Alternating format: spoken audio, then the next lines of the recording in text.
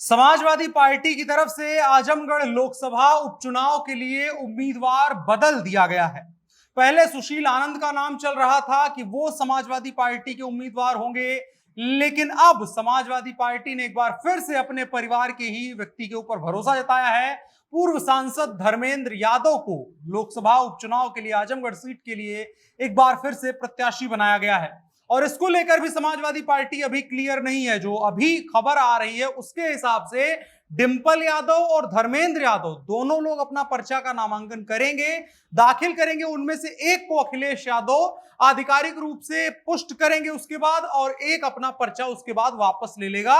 यानी कि अभी भी समाजवादी पार्टी की तरफ से ये क्लियर नहीं हो पाया है कि किसको प्रत्याशी बनाया जाएगा, लेकिन धर्मेंद्र यादव के नाम पर अब चर्चा जोर पकड़ चुकी है, क्योंकि सुशील आनंद को लेकर के शनिवार तक बात की जा रही थी। तमाम चर्चाएं थी कि सुशील आनंद को दलित उम्मीदवार के तौर पर सपा उतारेगी और नए ढंग से राजनीतिक स्ट्रैटेजी बनाएगी, लेकिन समाजवादी पार्टी को अपने यादव वोट बैंक के खिसकने छिटकने का आसार हुआ। चूंकि भारतीय जनता पार्टी के जो प्रत्याशी हैं दिनेश लाल यादव उर्फ निरहुआ, वो यादव बिरादरी से आते हैं, और अगर ऐसा होता है तो यादव बिरादरी खिसक करके दिनेश लाल यादव की तरफ जा सकती है, जो भारतीय जनता पार्टी के उम्मीदवार होंगे। इसलिए समाजवादी पार्टी ने एक बार फिर से अपने परिवार के ही एक यादव उम्मीदवार के ऊपर भरोसा जताया है। धर्मेंद्र यादव को चुनावी मैदान में उतारने की तैयारी समाजवादी पार्टी की तरफ से की जा रही है।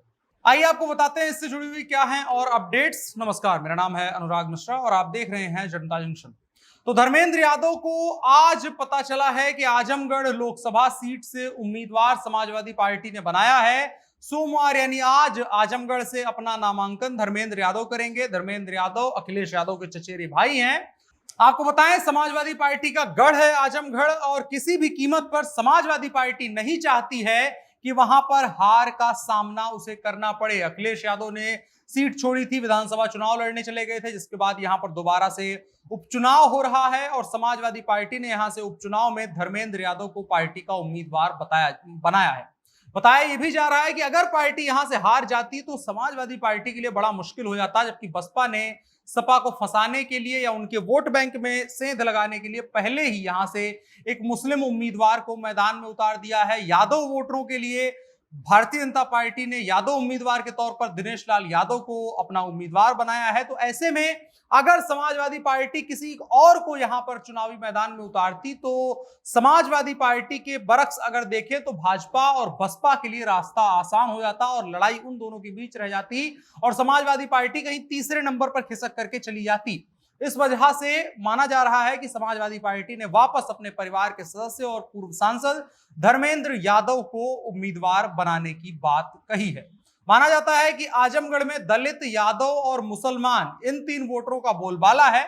इसी वजह से इन तीनों के बीच ही धुरी हमेशा घूमती रहती है। तो मुस्लिम उम्मीदवार बसपा ने उतार दिया था, यादव उम्मीदवार भाजपा ने उतार दिया था, तो बचा था दलित उम्मीदवार, वो समाजवादी पार्टी ने कर दिया था। सुशील आनंद को यहां से उम्मीदवार बना दिया गया था। इनके पिता बामसेफ के बड़े नेता और सांसद भी रह चुके थे और बसपा के वोट बैंक में सेंध लगाने की तैयारी भी इसको माना गया समाजवादी पार्टी की तरफ से। लेकिन आज नामांकन का जब आखिरी दिन आज है तो खबर आई है कि धर्मेंद्र यादव को उम्मीदवार बनाया जा रहा है। यहां सबसे पहले चर्चा डिंपल यादव के उम्मीदवार बनाए जाने की भी थी। अखिलेश यादव की पत्नी है डिंपल यादव, पहले चुनाव जीत चुकी हैं, लेकिन बीते कुछ वर्षों से सक्रिय राजनीति से वो दूर है। तो माना गया कि उपचुनाव के जरिए एक बार फिर से डिंपल यादव को उत्तर प्रदेश की राजनीति में एक्टिव किया जाएगा।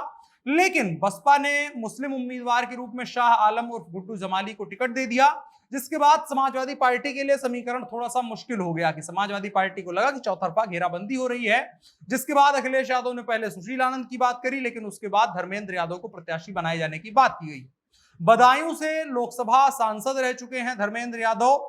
2019 में वो चुनाव हार गए थे, लेकिन अब जो है एक बार फिर से उनको लोकसभा उपचुनाव के जरिए सांसद बनाए जाने की तैयारी समाजवादी पार्टी कर रही है। आजमगढ़ जो है समाजवादी पार्टी का गढ़ माना जाता है और यादव, दलित प्लस मुसलमान तीनों वोटरों का साथ समाजवादी पार्टी को आजमगढ़ जिले में मिलता है।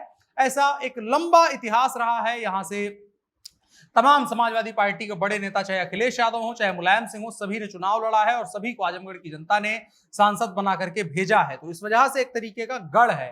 आज धर्मेंद्र यादव दोपहर के बाद आजमगढ़ जाकर अपना नामांकन करेंगे। आज नामांकन का आखिरी दिन है और यहां पर एक और चीज जो दिलचस्प देखने को लग रही है, यहां पर बात ये चल रही है कि जो समाजवादी पार्टी की तरफ से 2 उम्मीदवार यहां पर नामांकन करेंगे। 2 सेट का पर्चा खरीदा गया है, रमाकांत यादव ने खरीदा है पर्चा, और जिसमें कहा जा रहा है कि एक डिंपल यादव और एक धर्मेंद्र यादव नाम भरेंगे अपना, और दोनों में से एक बाद में अपना पर्चा वापस ले लेगा और एक के नाम पर अखिलेश यादव मुहर लगा देंगे। यहां पर जब चर्चाएं चली उम्मीदवारी को लेकर के, तो पूर्व सांसद और वर्तमान विधायक रमाकांत यादव का भी नाम सामने आया और कहा गया कि रमाकांत यादव को समाजवादी पार्टी चाहती है कि यहां से चुनाव लड़ जाए, बड़े मजबूत आदमी हैं और भारतीय जनता पार्टी को चैलेंज करके यहां की 10 सीटें उन्होंने निकाली थी विधानसभा की, तो उनको कहा गया लड़ ले, लेकिन उन्होंने लड़ने से मना कर दिया। इसके बाद सुशील कुमार आनंद का नाम आया, और आनंद का नाम जब सामने आया तो समाजवादी पार्टी के कई नेताओं ने ही अंदर में विरोध कर दिया, और जिसके बाद उनका पत्ता कट गया। इसके बाद पार्टी मुखिया की ओर से जो अखिलेश यादव हैं उनकी तरफ से कहा गया कि जिले के ही कोई नेता यहां से चुनाव लड़ लें, बाकी हम किसी का नाम नहीं भेजेंगे।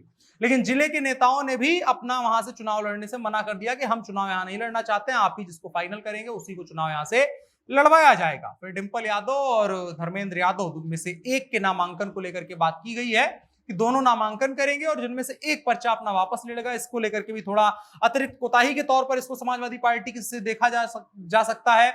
अभी आप अगर विधान परिषद का चुनाव देखें कुछ दिनों पहले, तो समाजवादी पार्टी के कई उम्मीदवारों का पर्चा खारिज हो गया था कुछ गलतियों की वजह से। समाजवादी पार्टी नहीं चाहती है कि ऐसा भी कुछ यहां पर हो जाए और भारतीय जनता पार्टी को एक तरीके से क्लियर रास्ता मिल जाए।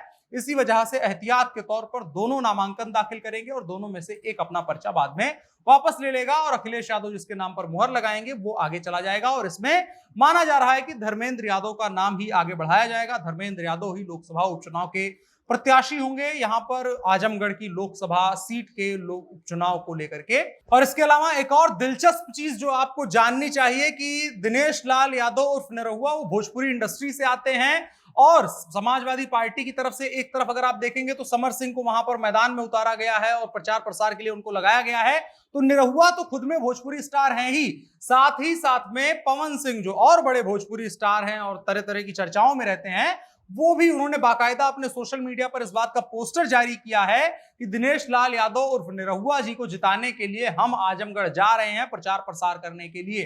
तो ये एक तरीके का दिलचस्प हो सकता है कि भोजपुरी के जितने भी सितारे हैं जिनके बीच कॉन्फ्लिक्ट देखने को मिलता है, एक रिफ्ट देखने को मिलता है, वो सभी एक जगह पर अलग अलग पार्टियों के लिए प्रचार कर रहे होंगे। एक तरफ होंगे दिनेश लाल यादव उर्फ निरहुआ और पवन सिंह, तो दूसरी तरफ समर सिंह होंगे जो समाजवादी पार्टी की तरफ से प्रचार प्रसार कर रहे होंगे। तो ये भी एक दिलचस्प लड़ाई देखने को मिल सकती है, और इसको लेकर के भी अब समर्थन और विरोध की बात हो रही है। और भारतीय जनता पार्टी ने ये किलेबंदी की एक तरीके से तैयारी कर ली है कि यादव वोट अगर निरहुआ के नाम पर आए तो जो क्षत्रिय राजपूत वोट है वो पवन सिंह के नाम पर इनको मिल जाए। तो ये एक दिलचस्प लड़ाई होने वाली है कि जहां राजनीतिक पार्टियों के अपने अपने दबदबे हैं, तो दूसरी तरफ जो गायक और भोजपुरी सिनेमा के सितारे हैं उन दोनों के बीच भी एक दूसरे के बीच में लड़ाई है।